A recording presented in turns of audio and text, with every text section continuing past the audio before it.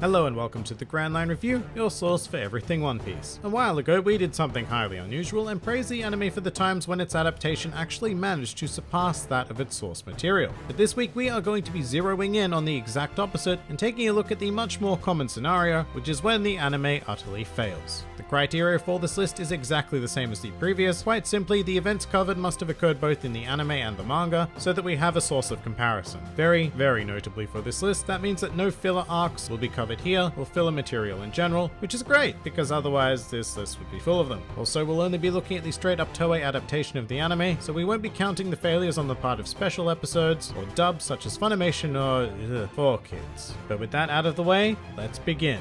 Welcome to the top 5 times the One Piece anime failed. Number 5. Boa Hancock kicks Smoker. Alright, this first one is going to seem really nitpicky, but just bear with me while I get this off my chest. I'm sure that there are literally hundreds of moments more disappointing than this, but one of the very first things that comes to mind when I think of Toei's failures is the piss poor kick against Smoker. Now let's be fair, this is not some grand moment in the manga, it's a panel of Boa's leg making a sweeping motion, a sign of impact, and Smoker's body being flung backward unceremoniously, as if he took a strike of some actual substance. It's not the best piece of action, but it's not the worst either. It gets the job done effectively, and it's in chapter 559 if you want to check it out. Cut to the Marineford anime adaptation, and that effective sweeping motion turns into a disembodied leg, appearing from off screen, casually prodding Smoker in the head, resulting in an exceptionally unsatisfying impact that we are supposed to take seriously. This is not how legs work. They don't just extend forward unless you're Luffy, I guess. But for regular people, legs need to bend or sweep to produce some sort of force. It was just a pathetic effort that turned a fairly competent panel in the manga into a piece of utter trash in the anime. Number 4. The Big Mom chase sequence. At the time of this recording, we are well into the escape of Whole Cake Island portion in the anime, and good God, is it abysmal. Now once again, to be fair, the manga had problems when it came to this part as well. Quite specifically, it had difficulty sustaining the pure adrenaline being put forward in this lengthy chase. The anime has the exact opposite problem, failing to generate even a drop of adrenaline while the Straw Hat crew are being chased by quite possibly the strongest human on the planet. How does it do this? By removing any semblance of speed. Big Mom moves like a lumbering drunkard searching for a bush to piss in, while the Straw Hats periodically get interrupted by fodder groups of enemies to dispose of. In the manga, Big Mom was swift and deadly, giving you the impression that if the Straw Hats lost even a second, everything would be over. Meanwhile, the anime gives you the impression that if the Straw Hats stopped and just had a picnic, Big Mom still wouldn't catch them. It is an abysmal effort that actively works against the initial intent of these chapters, and as a result, it's not only boring as hell to watch, but it makes even the canon material feel utterly pointless. Number 3.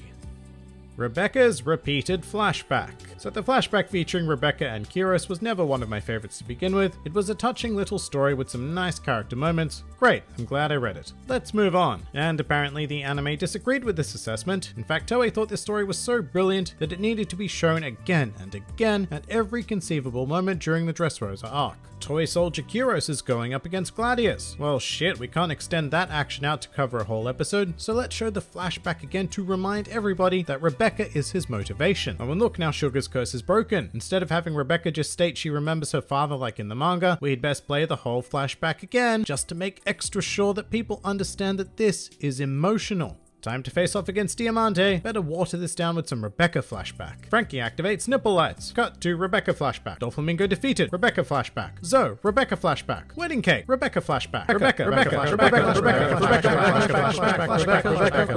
In fact, here we have the official Dressrosa breakdown, and roughly 90% of its 118. A lot of episodes, consists of simply repeating this flashback, and yes, that's hyperbole, but my god NL, that's how it felt every time we were subject to a repeat viewing of this portion of the story in what were allegedly new episodes. But sadly, that's not even the worst that the Dressrosa arc had to offer. Number 2.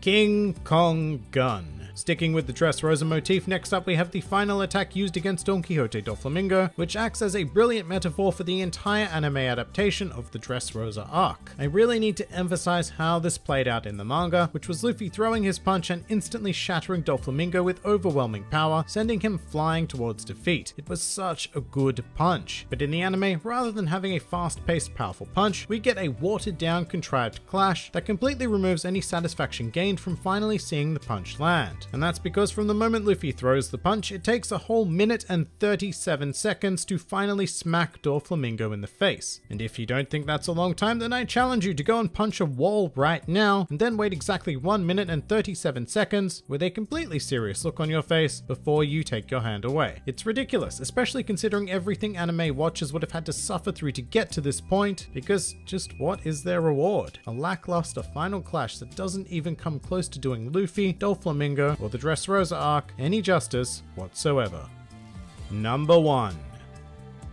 The Davy Backfight. Look, I know I said I wasn't going to include filler arcs, but Long Ring Long Land, despite being canon, comes very close to being considered a filler arc in the anime, and we can't not touch it. You'd never know it if you weren't a manga reader, but Long Ring Long Land is indeed a canon arc, however with one big difference, being that in the manga it wasn't a butchered piece of crap. Toei saw a golden opportunity for filler in the concept of the Davy Backfight, which in the manga consisted of a single contest with 3 rounds: the donut race, the groggy ring, and combat. It was quick, hilarious, and a nice break from super serious events. But the ever elongating anime adaptation gave us a Davy Backfight not once, not twice, but thrice, leading to characters and situations that work in very small doses being handed to incapable writers, resulting in a shit pile. As such, the Long Ring Long Land arc is quite literally half filler, and I'm not talking about the slow-paced extended crowd shot filler, I mean Toei original garbage. But to make it even worse, these filler games were Frankensteined with the original games, meaning that we never even got to see the complete Davy Backfight as it was meant to appear.